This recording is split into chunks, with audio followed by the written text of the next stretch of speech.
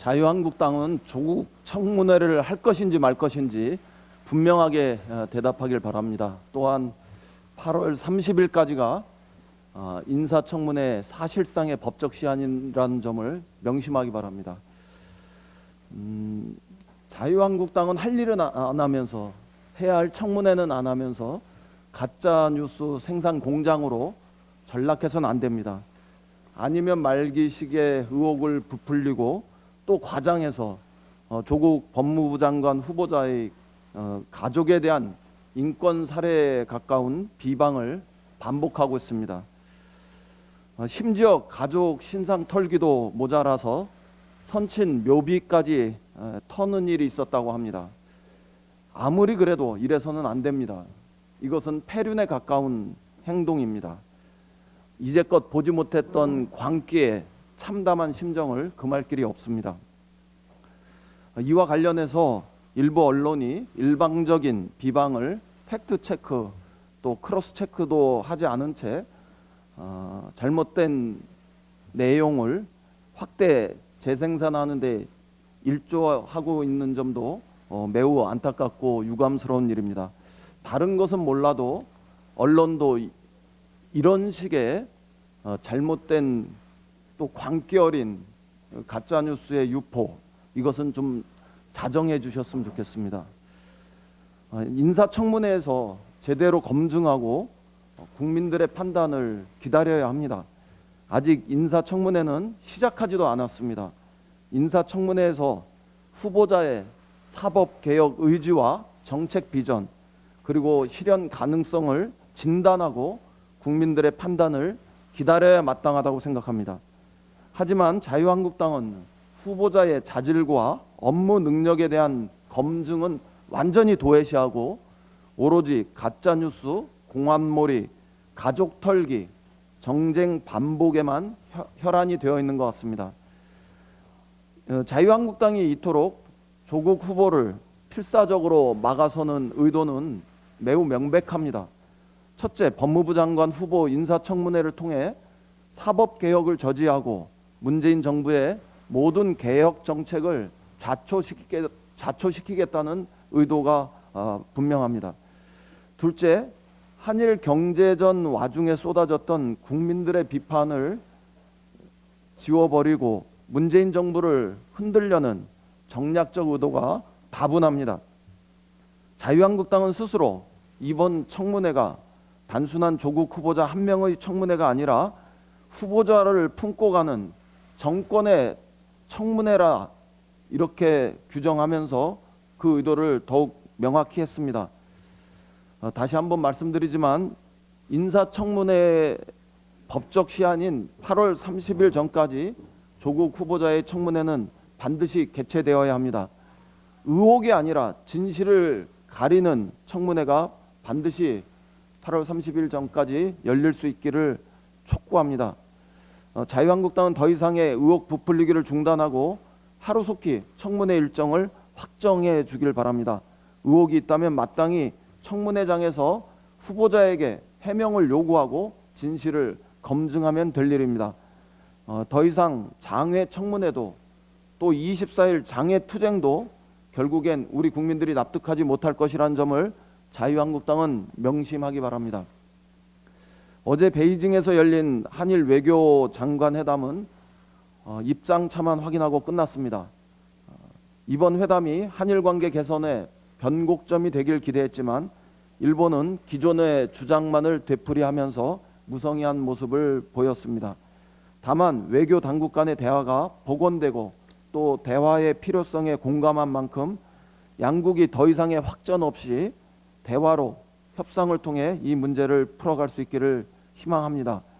지금 한일 경제전은 숨고르기 국면일 뿐 결코 끝난 것이 아니라는 점에서 아직도 우리는 경각심을 잃어서는 안 되겠습니다.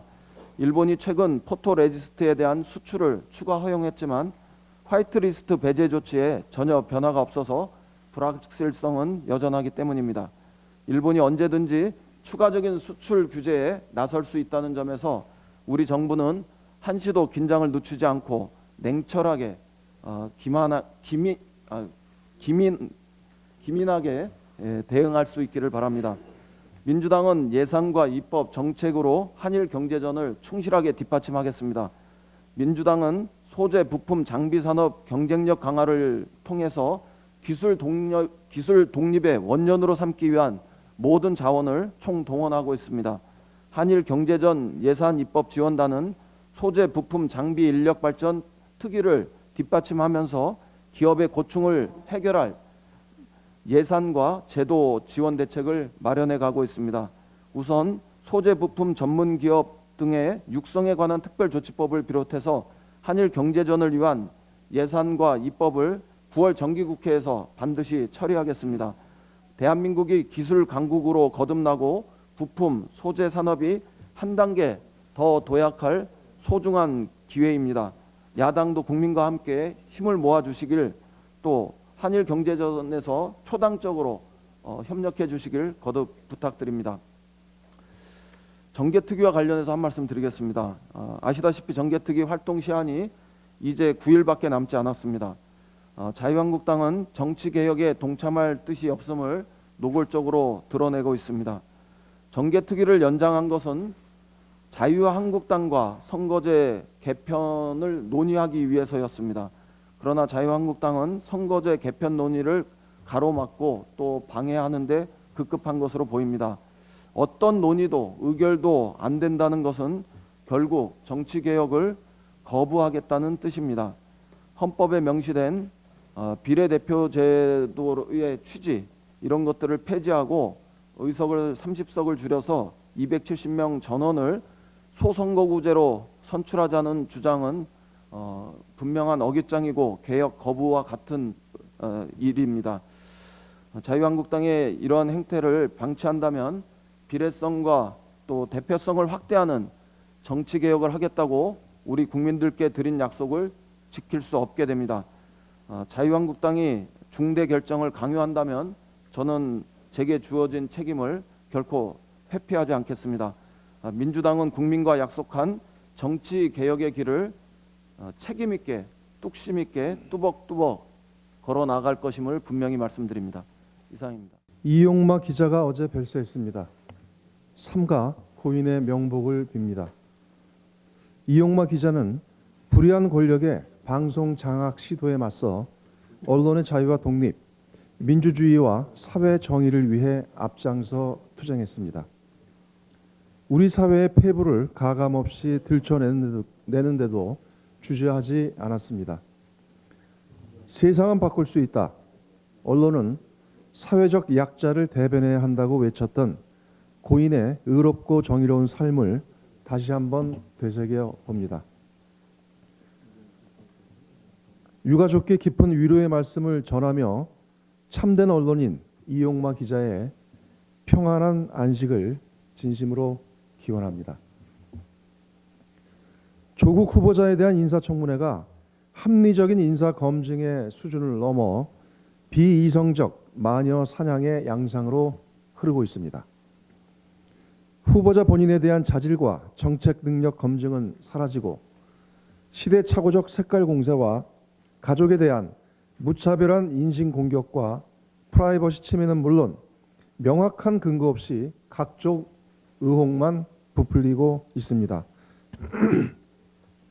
심지어 후보자 딸이 고급 자동차를 타고 다닌다, 대학 성적이 좋지 않다는 등의 이미 거짓으로 확인된 가짜 뉴스와 조작 정보들조차 마구잡이로 유포되고 있고 후보자 선친의 묘소까지 무단으로 공개되는 폐륜적 행위까지 자행되고 있습니다. 더불어민주당은 합리적인 문제 제기와 자질 검증에 적극 앞장설 것입니다. 그러나 검찰 개혁을 좌초시키고 문재인 정부를 흔들기 위한 야당의 조국 죽이기에 대해서는 단호하게 대응할 것입니다. 각종 의혹에 대한 사실관계가 명확히 밝혀져야 하며 아니면 말고식의 폭로전은 중단되어야 합니다. 우리 당은 무분별한 의혹 부풀리기에 효과적으로 대응하기 위한 TF를 구성 가동할 것입니다. 아울러 제기되는 모든 의혹이 하루속히 검증되고 해소될 수 있도록 인사청문회가 조속히 개최되어야 합니다. 조국 후보자도 청문회가 개최되면 국민들께서 궁금해하시는 모든 사안에 대해 적극적으로 소명할 것이라고 밝힌 바 있습니다. 인사청문회법 기한 내에 청문 절차가 진행될 수 있도록 자유한국당에 강력히 촉구합니다. 자유한국당의 막가파식 막말 공세가 정치적 금도를 넘어섰습니다. 급기야 국민의 손으로 뽑은 대통령을 향해 총살감 운운하는 극언을 쏟아내고 있습니다. 국민과 대한민국을 향한 중대한 모욕이자 명백한 테러 선동입니다. 이제 더는 묵과할 수 있는 단계를 넘어섰습니다. 정상적 사고를 상실한 자유한국당의 망언을 이번에는 반드시 뿌리 뽑아야 합니다. 황교안 대표와 나경원 원내대표에게 강력히 요구합니다. 원내대표께서도 말씀하셨지만 김문수 전 지사에 대한 출당과 제명 조치를 즉각 단행해야 합니다. 이를 거부한다면 황교안 대표와 나경원 원내대표도 이 발언에 동의하는 것으로 보고 모든 수단을 총동원해 응분의 책임을 물을 것입니다. 최근 전 세계적으로 경기 침체의 공포가 확산되면서 경기 부양책을 마련하려는 각국 정부들의 움직임이 빨라지고 있습니다. 이미 지난달 한 차례 금리를 인하한 바 있는 미국의 경우 추가적인 금리 인하를 적극 검토하고 있고 중국 인민은행도 지난 20일 3년 10개월 만에 전격적으로 금리 인하를 단행했습니다. 우리와 산업 구조가 유사한 독일의 경우 오랫동안 고수해온 균형 예산 원칙을 포기하고 경기 침체 대응을 위해 500유로 67조 원 규모의 재정 지출 확대 프로그램을 기획하고 있습니다. 우리 역시 글로벌 경기 침체 가능성에 적극 대응하고 경제 활력 회복을 위해 다양한 정책 수단과 재정 투자를 적극적으로 확대해야 합니다. 특히 우리 경제의 경우 주요 국가들에 비해 재정 건전성이 양호하고 최근 국민개정 개편으로 국가 채무 비율이 하향 조정되면서 확장적으로 재정을 편성 운용할 여력이 충분한 상황입니다. 이와 관련해 당정은 내년도 예산의 방향과 규모에 대해 그동안 심도 있는 논의를 해왔습니다. 우선 첫째, 대외 의존도가 높은 핵심 소재 부품 장비 산업의 자립과 경쟁력 강화를 위한 투자를 대폭 확대할 것입니다. 둘째, 혁신 성장을 통한 잠재 성장률 제고를 위해 시스템 반도체와 바이오 헬스, 미래차 등 3대 신산업 분야와 데이터, 5G 네트워크, AI, 수소 경제 등 4대 플랫폼 전략 투자를 획기적으로 늘리기로 했습니다. 셋째, 경제 활성화와 일자리 창출을 위해 무역 금융 보강, 규제 특례, 관광 활성화 등을 통한 수출, 내수 활력 제고와 국가 균형 발전 프로젝트 전면 착수, 규제 자유 특구, 도시 재생, 농산 어촌 개발 등 지역 경제 활력을 강력히 추진하고 지역 상생형 일자리 지원과 사회 서비스 일자리 대폭 확충 등 일자리 창출을 지원하기로 했습니다. 넷째, 포용적 국가 실현을 위해 사회 고용 교육 안전망을 공고히 하고 취약계층 자립 기반 마련 예산도 대폭 확충할 것입니다.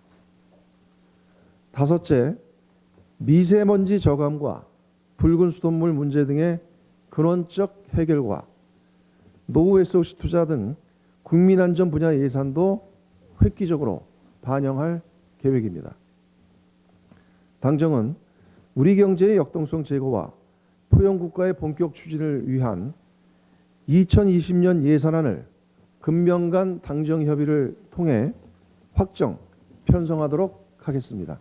이상입니다. 청년 일자리 창출과 지역 경제 활성화의 새로운 원동력이 될 지역 주도형 청년 일자리 사업의 중간 성과가 어제 발표되었습니다. 지역 주도형 청년 일자리 사업은 중앙부처 중심의 하향식 일자리 정책의 한계를 극복하고 지역의 실정과 특성, 청년들의 수요에 맞는 일자리 정책 추진을 위해 도입된 사업입니다. 어제 정부 발표에 따르면 지난 7일을 기준으로 이 사업에 참여한 청년들이 모두 26,213명으로 올해 목표를 이미 17%나 초과 달성했다고 합니다. 더욱이 사업에 참여한 청년들 상당수가 정규직에 채용됐거나 채용 예정인 상태로 청년 일자리 양과 질 2마리의 토끼를 모두 잡는 데 성공했다고 평가됩니다. 특히 지역 주도형 청년 일자리 산업이 본격적으로 자리를 잡을 경우 날로 심해지고 있는 지방의 청년 인구 유출 문제도 해결의 실마리를 찾을 것으로 기대합니다. 당정은 앞으로도 지역 특성과 청년들의 일자리 수요를 종합적으로 고려한 맞춤형 정책을 적극 발굴 추진할 것입니다. 아울러 종합적 청년 정책의 제도적 기반인 청년기본법, 지역 맞춤형 일자리 사업의 지정과 지원 근거를 담은 상생형 일자리법 등 관련 입법 또한 조속히 처리하기 위해 최선을 다하겠습니다. 해당 입법들이 정기국회 내에 마무리될 수 있도록 야당의 적극적인 협력을 거듭 당부드립니다. 어제 수도권 교통혁명을 이끌 GTX B노선 사업이 추진 확정되었습니다. 어제 기획재정부는 재정사업평가위원회에서 GTX B노선의 예비 타당성 조사 통과를 결정했습니다. BC가 1.0, AHP 0.54로 사업의 경제성과 타당성을 모두 확보하였습니다. GTX B노선 예타 통과는 이런 좋은 성과를 얻기까지의 어렵고 긴 시간이 있었습니다. 2014년 첫 예비 타당성 조사에서 BC 0.33으로 예타 탈락이라는 고배를 마신 이후에 사업성을 높이기 위한 재기획의 시간을 가졌습니다. 2017년 9월 두 번째 예타 조사가 착수되었지만 또한 긴 시간이 필요했고 2018년 말 예타 조사 제외 사업에도 선정해서 빠지는 등 일정한 시련도 있었습니다. 하지만 정부와 당이 어렵고 긴 시간 동안 많은 논의를 통해서 좋은 성과를 내기 위해 긴밀한 협조 논의를 해왔습니다. 그리고 문재인 정부의 국정과제에 포함되면서 가속도가 붙은 GTX B노선을 본 정상 궤도로 올리기 위해 국회를 중심으로 예타 면제에 대한 조사 면제 촉구, 또 토론회를 공동 주최한 등 힘을 함께 모으며 노력해 왔습니다. 작년 말에는 이 GTX B 노선이 지나가는 12개의 기초단체장과 함께 기자회견을 했고 또한 54만 명의 주민들의 서명을 받아서 기재부에 전달도 했습니다. 또 지난 7월에 고위당정청 협의를 통해서 기존 연내 조사 완료라는 목표를 9월 이전 완료라는 목표로 앞당기는 마침내 어제 통과라는 목표가 달성된 것입니다. 또한 이번 주 월요일 19일에는 당정간담회를 통해서 통과뿐만이 아니라 통과 이후에 예산과 또 추진 체계 구성 그리고 조속한 착수 개통을 위한 논의도 함께 당에서 추진한 바 있습니다. GTX-B는 인천 송도에서 출발하여 인천시청 남동구와 서울을 거쳐서 경기도 남양주 마석까지 있는 단순한 철도 노선이 아닌 그 이상의 중요한 의미를 갖고 있는 철도입니다. 그동안 수도권 교통망에서 소외되어 수도권 서부 및 동북부 주민의 불편을 감당해야 했는데 이를 해결할 수 있고 또한 자유로운 이동권을 보장받게 될 것입니다.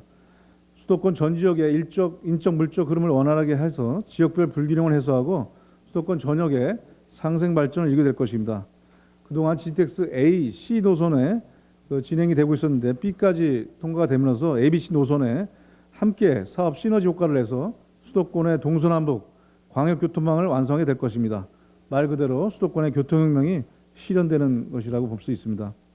당과 정부는 앞으로도 GTX B노선의 조기 착공을 위해서 한마음 한뜻으로 함께 나갈 것입니다. 통과 이후에 후속 조치 사항을 신속히 진행할 것이며 기본계획 수립과 대규모 국제사업이 차질없이 추진될 수 있도록 체계 정비, 예산 적기 확보에 노력하겠습니다.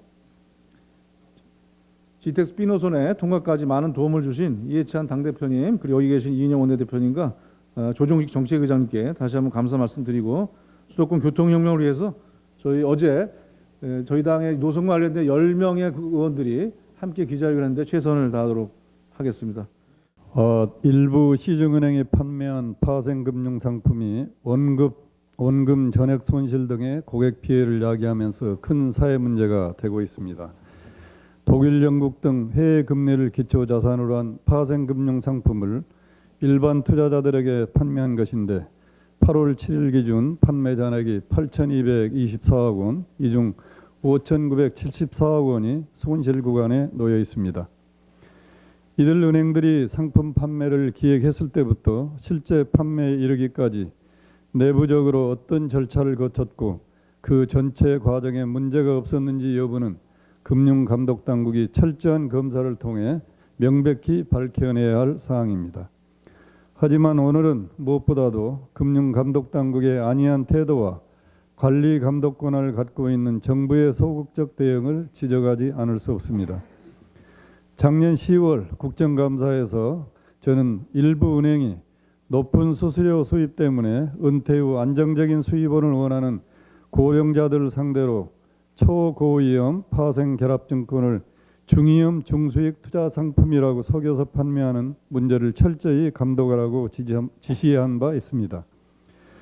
당시 금융감독원장은 이 같은 행태가 불완전 판매에 해당한다고 답변하였고, 제가 은행 내부에서 각 지점의 판매를 독려하기 위해 작성한 내부 문건까지 증거로 확보하여 제시하였음에도 불구하고 1년이 지난 지금까지도 검사 중이라는 답변 외에는 결과를 내놓지 못하고 있습니다.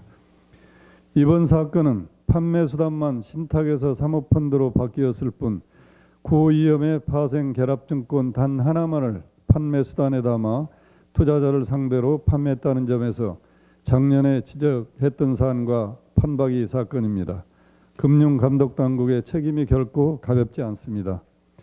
향후 이 문제는 국회 소관 상임위를 중심으로 철저히 다뤄질 것입니다. 아직 우리 국민들은 은행이 판매하는 금융상품은 안전하리라는 신뢰와 믿음을 갖고 거래합니다. 그러나 일련의 사태는 그러한 믿음을 송두리째 뿌리 뽑고 있습니다. 충분한 거래 경험이 없어도 은행에 수익을 가져다 줄 수만 있다면 원금 전액 손실이 가능한 파생금융상품 투자를 권유할 수 있는 현행 인가 및 판매 체계 전반을 다시 살펴보아야 하겠습니다. 차제에 우리 당은 수년째 정무위 법안심사 소위에서 잠자고 있는 금융소비자보호법 제정을 서둘러야 할 것 같습니다. 향후 금융감독체계 개편을 포함한 투자자 보호를 위한 관련 제도 개선이 이루어질 수 있도록 저희 당은 최선의 노력을 다하겠습니다. 이상입니다. 예, 손님이 온다면 가장 좋은 음식을 내놓고 가장 좋은 장소를 내는 것이 동서고금을 막론하고 사람으로서 마땅히 취해야 할 예절입니다. 그리고 그런 예절을 무시한 행위를 무례하다라고 표현합니다. 지금 아베 총리가 그렇습니다. 제 집에서 세계인의 축제를 개최하는데 그 손님들에게 방사능 오염 가능성이 높은 후쿠시마 농수산물을 제공하겠다고 합니다. 심각한 무례이고 무책임입니다. 전 세계 선수들을 상대로 생체 실험을 하겠다는 것과 무엇이 다릅니까? 선수들이 마루타입니까? 도쿄올림픽을 이용해서 후쿠시마의 부활을 선포하겠다고요. 가장 대표적인 방사능 물질인 세슘 137의 방광기가 30년이 넘습니다. 양심이 있다면 적어도 사고 30년 후인 2041년에나 선포하십시오. 고작 9년 만에 아직 반감도 안 된 방사능을 무엇으로 극복했다는 것입니까? 사진 몇 장을 보여드리겠습니다. 인터넷에 상당히 많이 퍼지고 있는 사진입니다. 보시면 이 검은 것이 방사능 오염토입니다. 그리고 바로 옆에 이 쌀을 수확하고 있습니다. 이 사진이 인터넷에서 후쿠시마 근황이라는 이름으로 퍼지고 있습니다. 사실 이 사진은 현상은 아닙니다. 2016년 마이니치 신문에 보도된 후쿠시마의 쌀 수확 모습입니다. 보도 제목은 방사선 토양의 임시 저장소가 후쿠시마 농부들을 방해한다였습니다. 이상하지 않습니까? 이러한 장면을 보면 상식적으로 쌀의 안정성을 걱정해야 하는 게 먼저인데 쌀 농사를 걱정하고 있습니다. 여기서 우리가 알게 되는 점이 있습니다. 오염토 바로 옆에서 농산물을 재배하는 일본의 안일함, 그리고 이에 대한 문제 지적이 제대로 되지 않는 일본의 폐쇄성입니다. 게다가 일본 정부가 이 오염토를 재활용하기 위한 실험까지 했다는 보도가 나오고 있는 상황입니다. 이런데 우리가 도쿄올림픽과 후쿠시마를 그리고 아베 총리를 어떻게 믿겠습니까? 최근 반가운 뉴스를 접했습니다. 바로 대한체육회가 도쿄올림픽 때 우리 선수들을 보호하기 위해 급식 지원센터를 열겠다는 것입니다. 당연한 일입니다. 국가는 주권자인 국민을 지키기 위해 존재합니다. 하지만 아베 총리는 자국민의 안전은 물론 세계인의 안전까지 자신의 정치적 목적을 위해 희생시키려 하고 있습니다. 이게 무슨 경우입니까? 아베 총리에게 충고합니다. 국가가 존재하는 이유를 이해하지 못한다면, 그리고 손님에 대한 기초적 예의도 이해하지 못한다면 국가 수반 자리에서 내려오십시오. 그것만이 일본을 살리는 길입니다. 이상입니다.